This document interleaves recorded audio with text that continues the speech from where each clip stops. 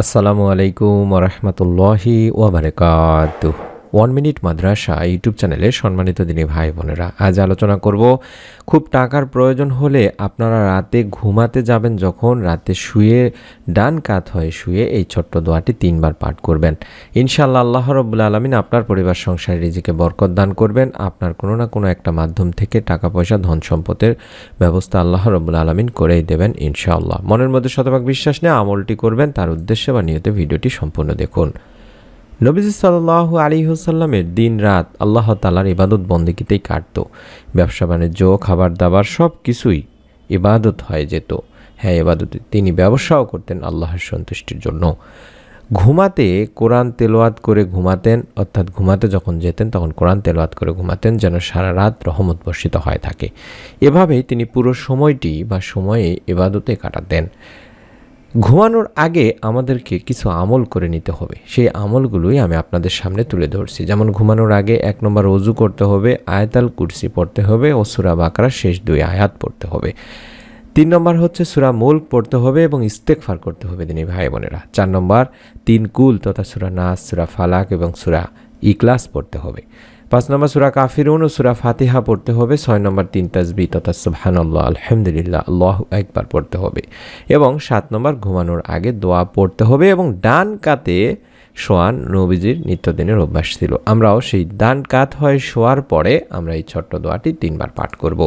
যারা খুব বেশি টাকা পয়সার অভাবে আছেন, অর্থাৎ টাকার অভাব দূর করতে চান, দারিদ্রতা ও গায়েবী অবস্থা দূর করতে চান, দুশ্চিন্তা ঋণ থেকে মুক্তি ও ধনী হওয়ার জন্য আপনারা আমল ও তাকবীর চান, সেই বিষয়টি নিয়ে আজকে আলোচনা করছি ইনশাআল্লাহ। আল্লাহ রাসূল সাল্লাল্লাহু আলাইহি ওয়াসাল্লাম বলেছেন, কোনো ব্যক্তি যদি অভাবী হয় অতঃপর তার অভাব পূরণের কথা মানুষের কাছে পেশ করে বা বলে বেড়ায়, তবে তার অভাব পূরণ করা হয় না।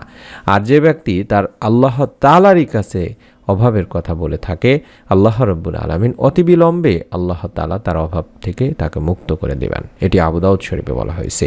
তাই আপনারা অনেকেই আছেন দরিদ্রতা দূর করতে চান, দুশ্চিন্তা ঋণ থেকে মুক্তি চান, টাকা পয়সার অভাব দূর করার জন্য বিভিন্ন আমল আমাদেরকে দিতে বলেন। তেমনই আজকে এই আমলটি আপনাদের সামনে আমি তুলে ধরছি।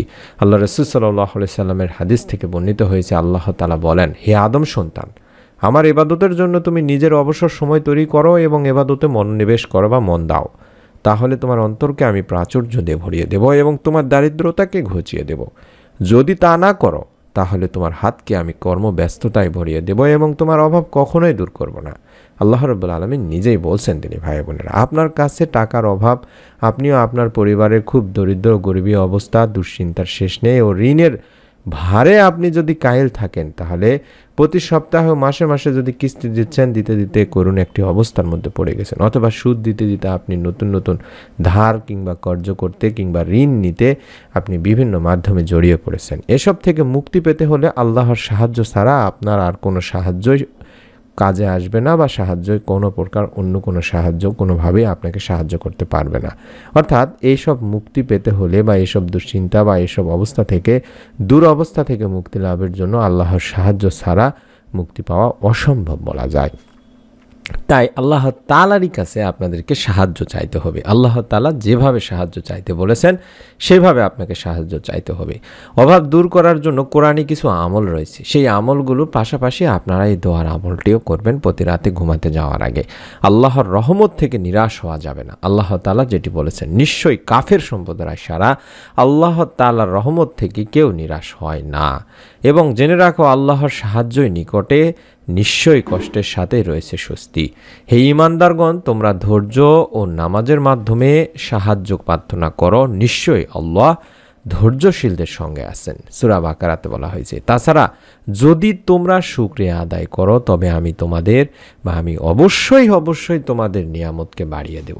সূরা ইব্রাহিমেও বলা হয়েছে, অর্থাৎ যারা টাকার অভাবে আছেন, দারিদ্রতা ও গরিবী অবস্থা দূর করতে চান, দুশ্চিন্তা ও ঋণ থেকে মুক্তি পেতে চান, কিংবা ধনী হওয়ার জন্য বিভিন্ন আমল করে থাকেন, তাদের জন্য কোরআনের হাদিস থেকে আপনাদের সামনে যেগুলো তুলে ধরলাম, এই আমলগুলো বেশি বেশি করার চেষ্টা করবেন। কারণ আল্লাহ রাসূল সাল্লাল্লাহু আলাইহি সাল্লাম আরও বলেন, আল্লাহ বলেছেন, আমার জিকির যাকে এমনভাবে বা এরূপভাবে নিমগ্ন রাখে যে সে আমার কাছে কিছু চাওয়ার সময়ই পায় না, তাকে আমি এমন বস্তু দান করব যা প্রার্থনাকারীর চেয়ে উত্তম। অর্থাৎ আপনার আল্লাহ তাআলার কাছে যখন অভাবে পড়ে যাবেন তখন চাওয়ার পরিমাণ আরও বাইরে দিতে হবে, অর্থাৎ বেশি বেশি আল্লাহ তাআলার কাছে চাইতে হবে, জিকির করতে হবে, বেশি বেশি ইস্তেগফার পড়তে হবে।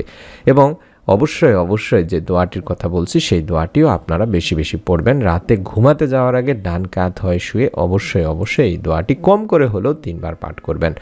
আল্লাহুম্মা ইন্নী আউযু বিকা মিনাল হাম্মি ওয়াল হুজনি ওয়া আউযু বিকা মিনাল আজজি ওয়াল কাসালি ওয়া আউযু বিকা মিনাল বুখলি ওয়াল জুবনি ওয়া আউযু বিকা মিন গালাবাতিদ দাইনি ওয়া কাহরির রিজাল। এইভাবে অন্তত 3 বার এই দোয়াটি পাঠ করবেন। আমি আশা করছি আপনারা মোবাইলে স্ক্রিনশট নিয়ে নিয়েছেন, দেখে দেখে হলেও আপনি 3 বার পাঠ করবেন। আমি আপনাদের জন্য অনুরোধ করছি, দোয়াটির বাংলা উচ্চারণ দিয়ে দিয়েছি, অন্তত চেষ্টা করবেন সঠিকভাবে পড়ার জন্য। আমি আবারও বলছি, আল্লাহুম্মা ইন্নী আউযু বিকা মিনাল হাম্মি ওয়াল হুজনি ওয়া আউযু বিকা মিনাল আজজি ওয়াল কাসলি ওয়া আউযু বিকা মিন গালাবাতিদ দাইনি ওয়া কাহরির রিজাল। এভাবে আপনারা 3 বার পাঠ করবেন, অর্থাৎ রাতে ঘুমানোর সময় ডান কাত হয়ে শুয়ে। এই দোয়াটিতে আমরা এটিই বলছি যে, হে আল্লাহ, আমি আপনার কাছে আশ্রয় চাচ্ছি দুশ্চিন্তা ও দুর্ভাবনা থেকে, আরও আশ্রয় চাচ্ছি অক্ষমতা ও অলসতা থেকে, আরও আশ্রয় চাচ্ছি ঋণের ভারে জর্জরিত হওয়া ও মানুষের চাপের সম্মুখীন হওয়া থেকে। এটি মিশকাত শরীফের একটি হাদিস। সুবহানাল্লাহ সুবহানাল্লাহ। এই দোয়াটি অত্যন্ত গুরুত্বপূর্ণ একটি দোয়া। দিনী ভাই বোনেরা, বিখ্যাত সাহাবী হযরত আবু সাঈদ খুদরি রাদিয়াল্লাহু তাআলা আনহু বর্ণনা করেন, একবার আল্লাহ রাসূল সাল্লাল্লাহু আলাইহি সাল্লামের কাছে এক ব্যক্তি এসে জিজ্ঞেস করলো, হে আল্লাহ রাসূল সাল্লাল্লাহু আলাইহি সাল্লাম, বহু কর্জ নিয়ে ফেলেছি বা ঋণ করে ফেলেছি, বহু দুশ্চিন্তা আমাকে ঘিরিয়ে ধরেছে। তখন আল্লাহ রাসূল সাল্লাল্লাহু আলাইহি সাল্লাম বললেন, আমি কি তোমাকে এমন একটি দোয়া শিখিয়ে দেব না যা পাঠ করলে আল্লাহ তাআলা তোমার সমস্ত ঋণ পরিশোধ ও সমস্ত দুশ্চিন্তা দূর করে দেবেন? সে বলল, জি অবশ্যই আল্লাহ রাসূল সাল্লাল্লাহু আলাইহি সাল্লাম। তখন বললেন, তুমি এই দোয়াটি সকাল সন্ধ্যায় অবশ্যই বেশি বেশি পাঠ করবে, যেটি আমি আবারও দেখাচ্ছি। ওই লোকটি যখন বললেন, আমি যথারীতি হুজুর পাক সাল্লাল্লাহু আলাইহি সাল্লামের কথা মতো সকাল সন্ধ্যায় এই দোয়ার আমলটি শুরু করে দিলাম, ফলে আল্লাহ পাক আমার সমস্ত ঋণ আদায় এবং আমাকে সর্বপ্রকার চিন্তা পেরেশানি থেকে মুক্ত করে দিলেন। সুবহানাল্লাহ সুবহানাল্লাহ। এই জন্যই বলছে তিনি ভাই বোনেরা, এটি শতভাগ পরীক্ষিত একটি আমল। আল্লাহ রাব্বুল আলামিন এই আমলের মাধ্যমে বান্দার অভাব অনটন দূর করে থাকেন, রিজিকে বরকত দিয়ে থাকেন, দুশ্চিন্তা পেরেশানি দূর করে থাকেন, অলসতা থেকে আল্লাহ তাআলা তাকে রক্ষা করে থাকেন। তাই অনুরোধ করছি, আপনারা যদি প্রতি রাতে ঘুমাতে যাওয়ার আগে অন্তত একবার করেও অন্তত এই দোয়ার আমলটি করতে পারেন, আল্লাহ তাআলা ইনশাআল্লাহ আপনারও অভাব অনটন দূর করে দেবেন। সারা দিনে চলতে ফিরতে উঠতে বসতে সবসময় বেশি বেশি ইস্তেগফারের আমল করুন, অন্তত আস্তাগফিরুল্লাহ আস্তাগফিরুল্লাহ 100 বার করে পড়ুন, কারণ আল্লাহ রাব্বুল আলামিন ইস্তেগফারের মাধ্যমে বান্দার অকল্পনীয় উৎস থেকে রিজিকের সংস্থান করে দিয়ে থাকেন। ইবনে আব্বাস রাদিয়াল্লাহু তাআলা আনহু হতে বর্ণিত আছে, আল্লাহ রাসূল সাল্লাল্লাহু আলাইহি সাল্লাম বলেছেন, যে ব্যক্তি বেশি বেশি ইস্তেগফার করে আল্লাহ তাআলা তার সব সংকট থেকে উত্তরণের ব্যবস্থা করে দেন, তার সব দুশ্চিন্তা পেরেশানি দূর করে দেন এবং তাকে এমন জায়গা থেকে রিজিক দান করেন যা সে কল্পনাও করতে পারে না। সুবহানাল্লাহ সুবহানাল্লাহ। অর্থাৎ ইস্তেগফারের মাধ্যমে আল্লাহর রহমত ও নিয়ামত লাভ করা যায়। ইস্তেগফারের ফজিলত সম্পর্কে কোরআনুল কারিমেও বলেছেন, ইস্তেগফারের ফলে আল্লাহ তাআলা তোমাদের প্রতি সুষম বৃষ্টি বর্ষণ করবেন আর তোমাদের সম্পদে প্রাচুর্য ও সমমানের বরকত দেবেন এবং তোমাদের জন্য বাগবাগিচা বা পানির ফোয়ারায় সুবিধা করবেন। সুবহানাল্লাহ সুবহানাল্লাহ। মোট কথা হচ্ছে কি, যে তওবা ইস্তেগফার মুমিন ও মুত্তাকিদের এক বিশেষ গুণ। দিনী ভাই বোনেরা, মানুষকে আল্লাহ তাআলা তার ইবাদত বন্দেগী ও তার আদেশ নিষেধ মেনে চলার জন্যই সৃষ্টি করেছেন, কিন্তু মানুষ যখন শয়তানের প্ররোচনায় পড়ে বিভিন্ন ক্ষেত্রে আল্লাহ তাআলার আদেশ নিষেধ লঙ্ঘন করে বসে, আল্লাহ তাআলা হুকুম যখন মেনে চলার ক্ষেত্রে ভুল করে ফেলে, তাই আল্লাহ তাআলা তাদের ভুলগুলোকে বা গুনাহগুলোকে মাফ করে দেওয়ার জন্য, মুক্তিদানের জন্য এই তওবা এবং ইস্তেগফারের ব্যবস্থা করে রেখেছেন। সুবহানাল্লাহ। আল্লাহ রাব্বুল আলামিন কতই না মহান। তাই অনুরোধ করছি তিনি ভাই বোনেরা, সারা দিনে বেশি বেশি করে ইস্তেগফার পাঠ করবেন এবং যে আমলটির কথা বললাম, দোয়াটির কথা বললাম, সেটি প্রতি রাতে ঘুমাতে যাওয়ার আগে অবশ্যই করার চেষ্টা করবেন। আল্লাহ রাব্বুল আলামিন ইনশাআল্লাহ আপনাদেরও পরিবার সংসারে রিজিকে বরকত দান করবেন, আপনার কল্পনার বাইরে থেকে আপনাকে রিজিক দান করবেন, পেরেশানি দুশ্চিন্তা দূর করে দেবেন। মনের মধ্যে শতভাগ বিশ্বাস নিয়ে আমলটি অবশ্যই অবশ্যই করবেন। অন্তত ভিডিওটিতে একটি করে আমিন লিখে কমেন্ট করার মাধ্যমে নিয়ত করে ফেলুন। এরকম নতুন আমলের ভিডিওগুলো আমরা ইনশাআল্লাহ প্রতিদিন দিয়ে থাকি। নতুন ভিডিওগুলো যাতে মিস না হয়ে যায় তার জন্য এই ভিডিওটির নিচে সাবস্ক্রাইব লেখা আছে, ইংলিশে দেখলেই আপনারা বুঝতে পারবেন। সাবস্ক্রাইবে চাপ দিন এবং বেল বাটন আসলে বেল বাটনটির উপরে চাপ দিয়ে রেখে দিন, অথবা শুধু সাবস্ক্রাইব করে রাখুন, ইনশাআল্লাহ ভিডিওগুলো আপনার মোবাইলেই পেয়ে যাবেন। সকলের কাছে দোয়া করি, আল্লাহ রাব্বুল আলামিন যেন আমাদের সকলকে আমলটি করার তৌফিক দান করেন, এই আমলের যথাযথ ফল আমাদেরকে দান করেন। আমিন।